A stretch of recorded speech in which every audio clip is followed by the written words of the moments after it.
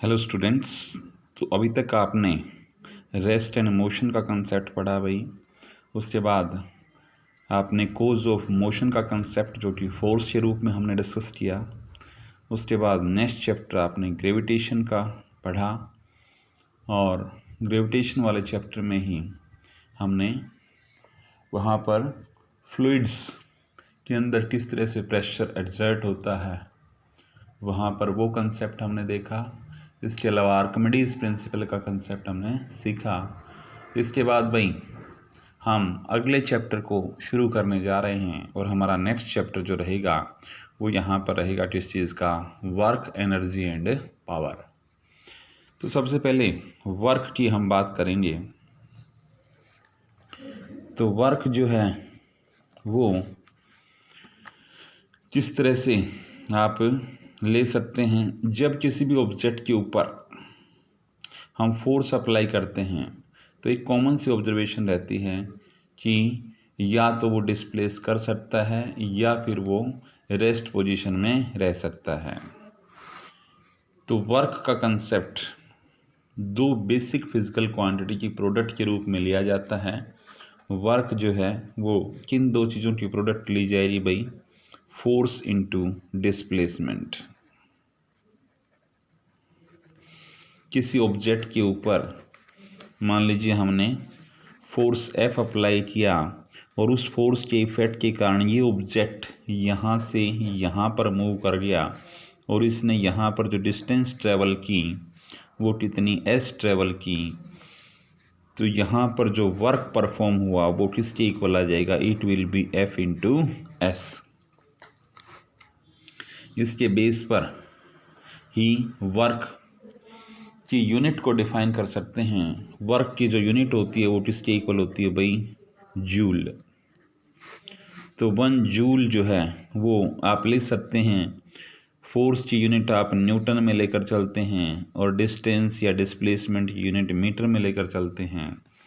तो 1 जूल वो work done होगा जब किसी ऑब्जेक्ट के ऊपर 1 न्यूटन का फोर्स अप्लाई कर रखा हो और उस फोर्स की एप्लीकेशन के कारण अगर उस ऑब्जेक्ट ने 1 मीटर की डिस्प्लेसमेंट ट्रेवल की हो तो वहाँ पर जो वर्क परफॉर्म होगा वो कितना होगा भाई, 1 जूल का वहाँ पर वर्क परफॉर्म होगा। ये तो हुआ भाई वर्क का बेसिक कंसेप्ट। इसके बाद टाइप्स ऑफ वर्क।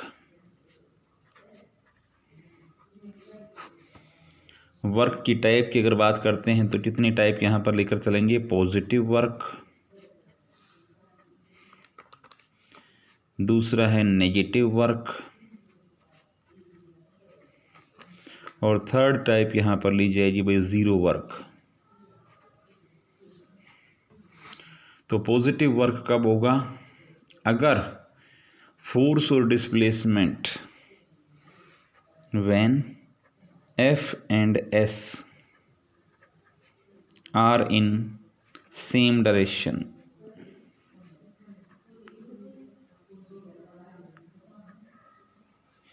जब F और S सेम डायरेक्शन में हैं तो कौन सा होगा भाई, positive work. When F and S are in opposite direction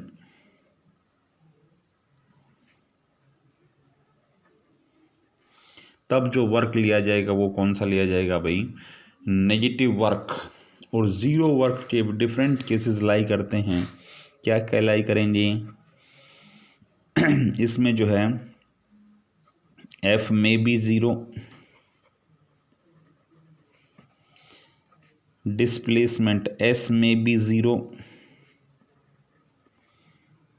और तीसरी कंडीशन क्या रहेगी, F and S are lying in perpendicular direction।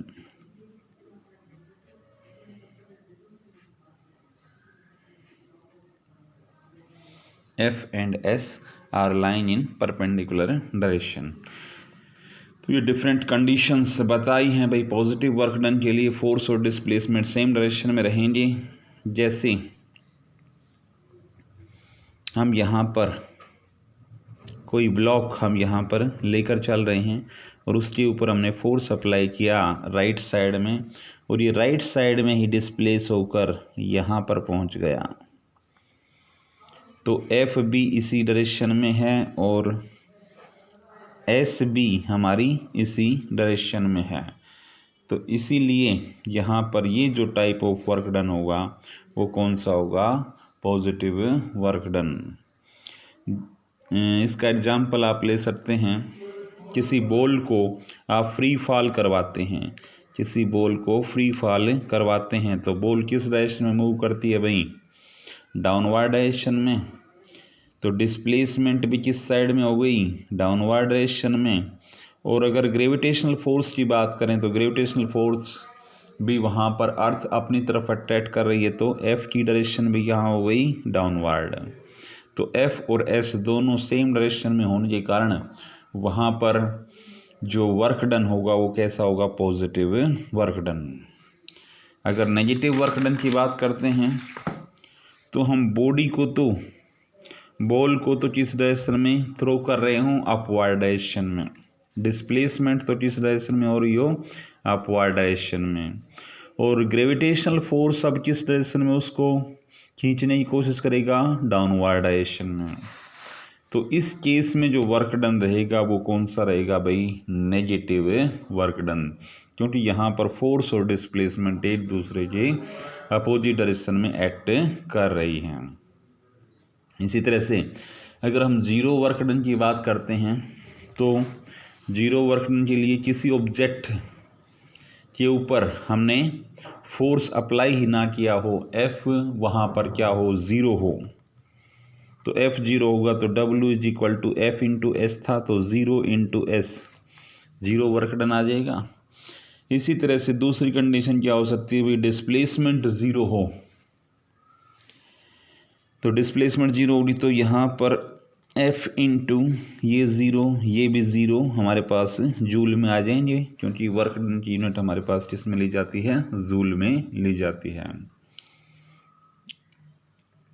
तो ये केस यहाँ पर हमारे पास मीन्स फोर्स जीरो हो सकता है, डिस्प्लेसमेंट वहाँ पर, अच्छा ऐसी कंडीशन बता सकते हैं जिसमें हम किसी के ऊपर फोर्स अप्लाई कर रहे हों लेकिन डिस्प्लेसमेंट वहाँ पर एडजस्ट ना करे। जैसे वाल को हम प्रेस करते हैं, वाल के ऊपर फोर्स अप्लाई करते हैं तो वहाँ पर एफ की कुछ न कुछ वैल्यू तो लाई कर रही है लेकिन वो वाल डिस्प्लेस नहीं हो रही, तो वो क्या हो जाएगी, डिस्प्लेसमेंट वहाँ पर जीरो हो जाएगी। एफ वहाँ पर क्या रहेगा, नॉन जीरो रहेगा, एफ वहाँ पर नॉन जीरो रहेगा, लेकिन डिस्प्लेसमेंट वहाँ पर क्या हो रही है, ज़ीरो।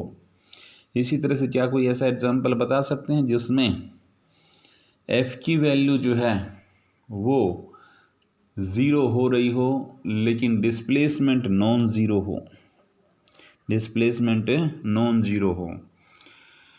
तो ऐसा केस कहाँ पर एडजस्ट कर सकता है, जब कोई ऑब्जेक्ट एक कांस्टेंट वेलोसिटी से मूव कर रहा हो। तो कांस्टेंट वेलोसिटी से मूव करेगा तो बताइए वहाँ पर एक्सेलरेशन जीरो होगा, एक्सेलरेशन जीरो हुआ तो वहाँ पर F is equal to M A के बेस पर फोर्स भी जीरो हो जाएगा।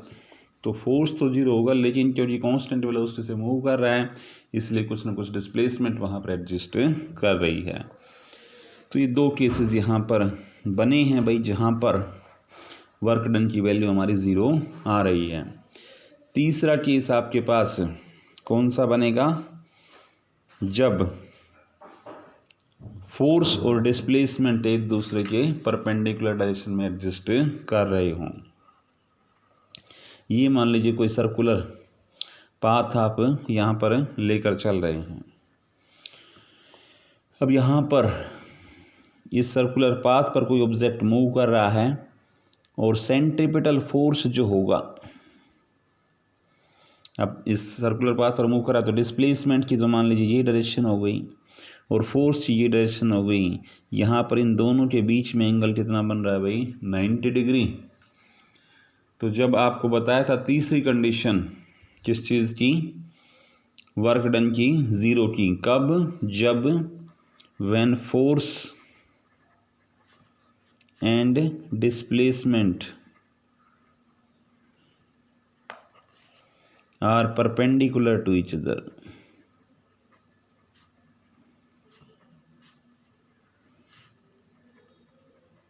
तो इस कंडीशन में ये सेंट्रीपिटल फोर्स जो सेंटर की तरफ लगता है F, और ये डिस्प्लेसमेंट होगी, दोनों के बीच में 90 डिग्री का एंगल बन रहा है, तो W इज इक्वल टू यहाँ पर 0 आ जाएगा, क्योंकि आज हायर क्लास में W का वर्क डन का मॉडिफाइड फार्मूला आप पढ़ेंगे। W is equal to FS cos theta, और कोस 90 की वैल्यू हमारी 0 होती है, तो उसके बेस पर यहाँ पर वर्क डन हमारा क्या आ जाएगा भाई, 0 आ जाएगा।